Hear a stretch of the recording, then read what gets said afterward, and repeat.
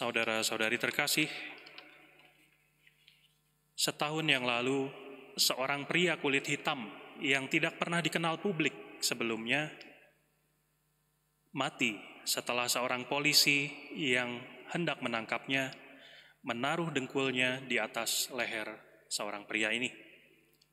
Sehari kemudian orang-orang di seluruh kota besar di Amerika Serikat di negaranya melakukan suatu gerakan Black Lives Matter dengan seruan "Say his name", sebutkan namanya, George Floyd.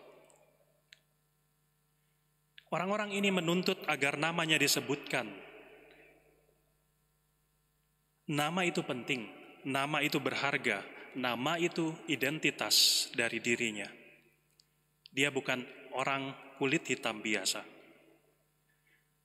Maka di antara kerumunan yang tadi kita dengar di dalam Injil, penginjil juga secara khusus menyebutkan nama pengemis buta ini.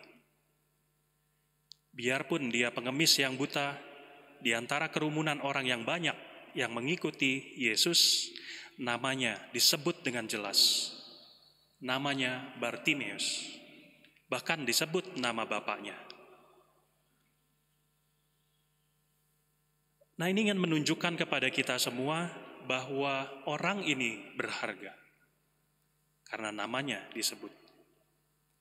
Mungkin bagi kita yang di dunia ini hidup sehari-hari dengan status dan lain-lain, ketika ditanya apa pekerjaan anakmu, apakah ada yang bangga mengatakan nama anak saya Bartimeus, dia seorang pengemis yang buta.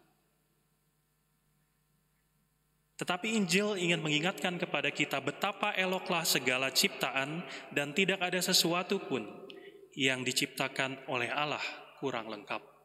Itu yang dikatakan dalam bacaan pertama, dan Injil Markus ingin mengingatkan kita akan hal itu. Karena baginya juga keselamatan dan belas kasih Allah dinyatakan kepada Bartimeus. Namun sadar saja bahwa Allah itu mengasihi dan berbelas kasih kepada kita tidak cukup.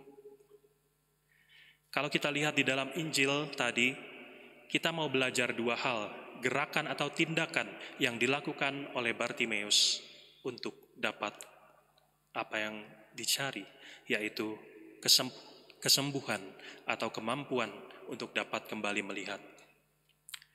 Pertama yang dia lakukan, Tuhan memanggil untuk datang dengan iman, menyampaikan kerinduan yang terdalam. Dan dia berusaha melakukan itu dan dengan jujur mencari apa yang sebenarnya paling dia butuhkan. Sebagai seorang pengemis, dia tidak meminta uang, tetapi dia berkata, "Rabuni, supaya aku melihat." Dan hal yang kedua yang dilakukan Bartimeus yang dapat kita renungkan di dalam bacaan Injil ini, Bartimeus meninggalkan atau menanggalkan jubahnya. Dalam hal ini kita juga diundang untuk seperti Bartimeus, meninggalkan cara hidup yang lama kita, meninggalkan cara hidup dosa kita, meninggalkan jubah kita yang menjadi sumber penyakit kita. Nah, kalau selama ini kita berdoa kepada Allah, pertanyaannya pertama, apakah saya datang dengan memohon belas kasih Allah dengan iman bahwa Dia berbelas kasih kepada saya? Dan hal yang kedua, apakah saya berusaha menanggalkan jubah dan perilaku dosa yang sudah saya lakukan? Banyak orang berkutat dalam idealitas, tetapi tidak mau menghadapi realitas. Tuhan supaya saya kurus, tetapi pola hidupnya, cara hidupnya, ngemilnya aja nasi padang, tidak pernah mau olahraga. Maka susah mendapatkan apa yang ideal. Maka sambil kita berefleksi akan hal itu, kita disemangati oleh Injil hari ini, orang-orang yang mengatakan kepada Bartimeus, "Kuatkanlah hatimu, berdirilah, Ia, Yesus, memanggil engkau." Dan kita juga diminta untuk saling menyemangati karena kita semua berharga di mata Tuhan. Seperti bacaan pertama tadi mengatakan, Betapa eloklah segala ciptaan, dan tidak ada sesuatu pun yang diciptakannya kurang lengkap. Tuhan mengasihi dan berbelas kasih kepada kita.